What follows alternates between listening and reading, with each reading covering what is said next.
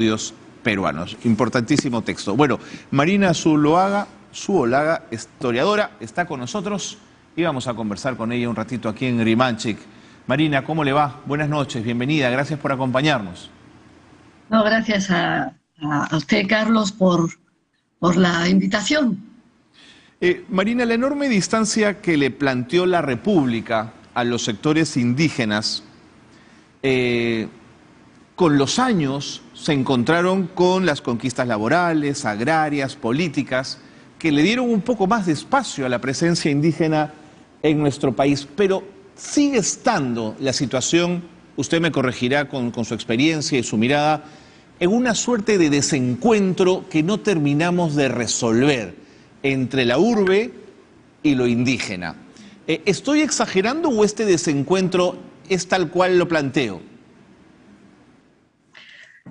Bueno, se suponía durante la época, digamos, previa a la independencia, durante el periodo colonial, que la población indígena viviera en espacios, en pueblos de indios, y la población hispana, criolla, incluso esclava y afrodescendiente, viviera más bien en las ciudades.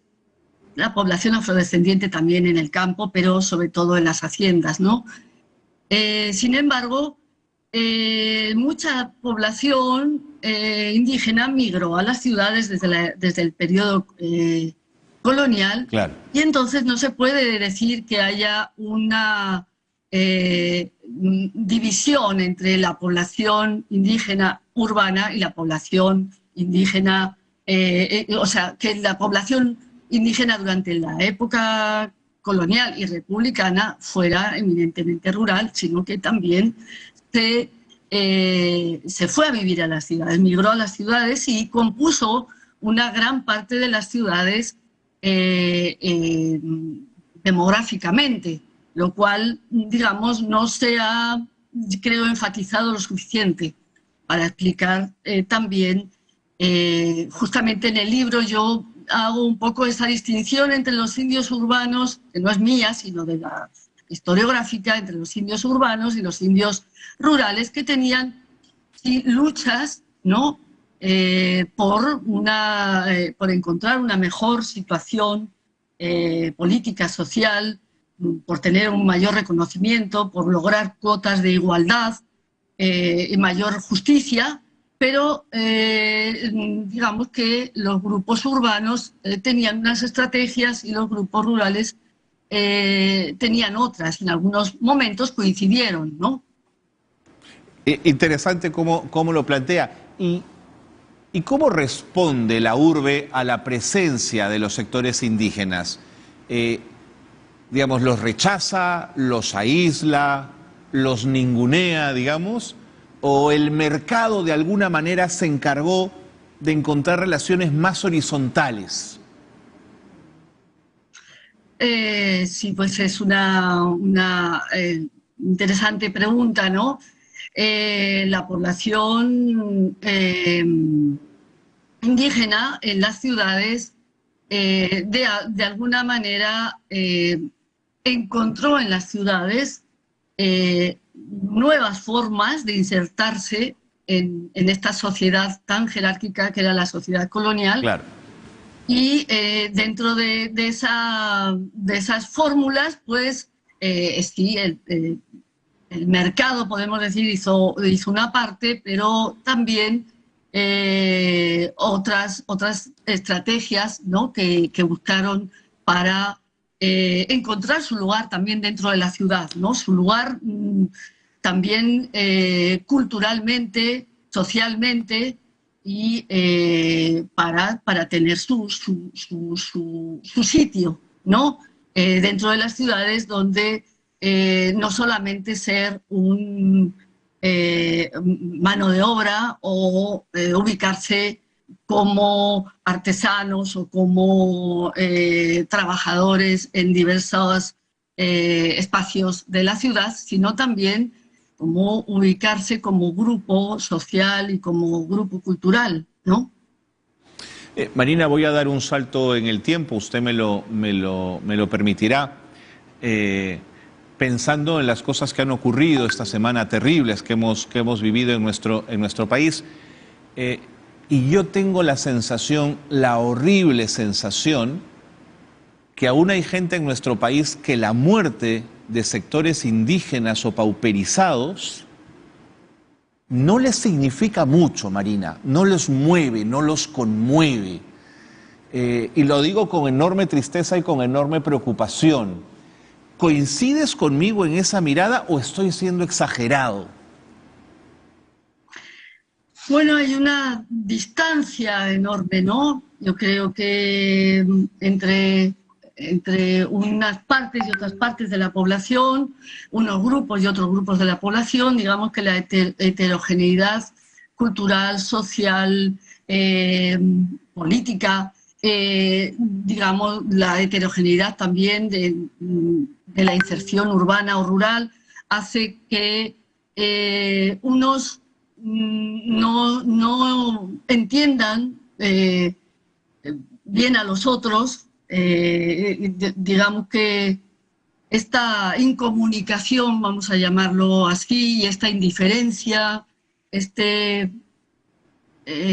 no sé, esta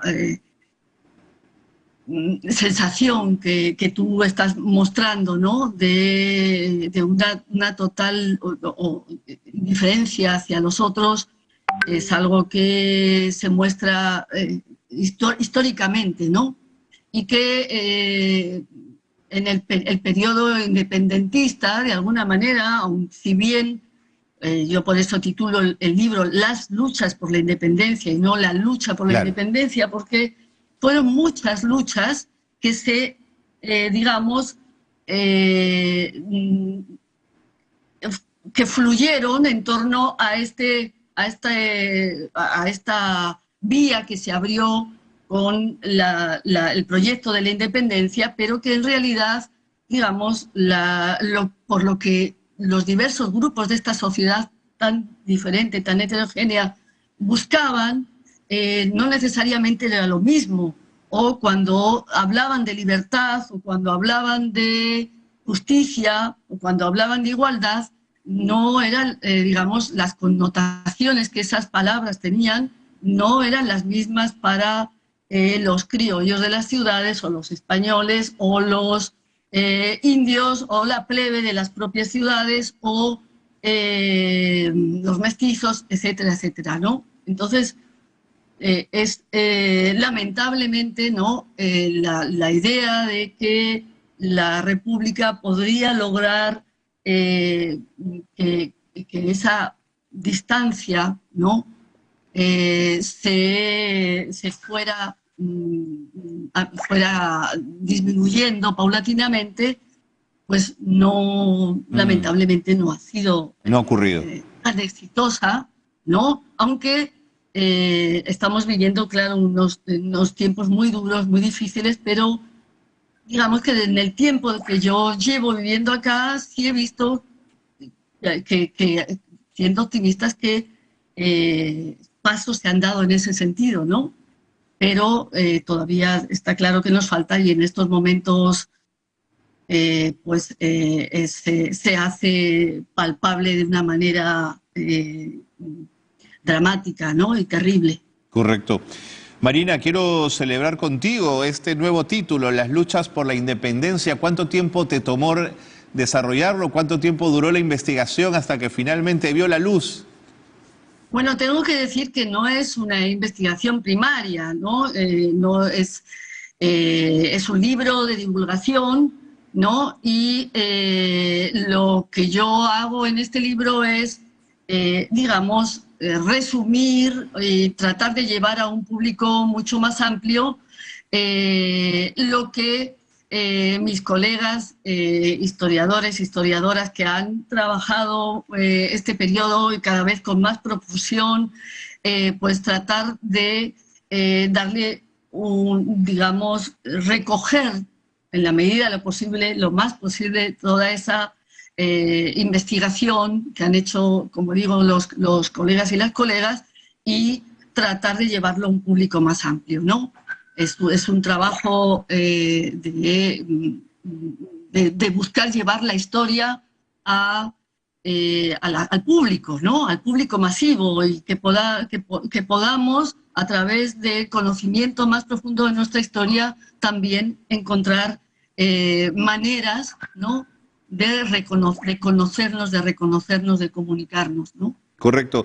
Has acotado el tiempo de 1780 a 1830. ¿Habrá posibilidad de algún trabajo con posterioridad a 1830 que siga abordando esta mirada? Sí.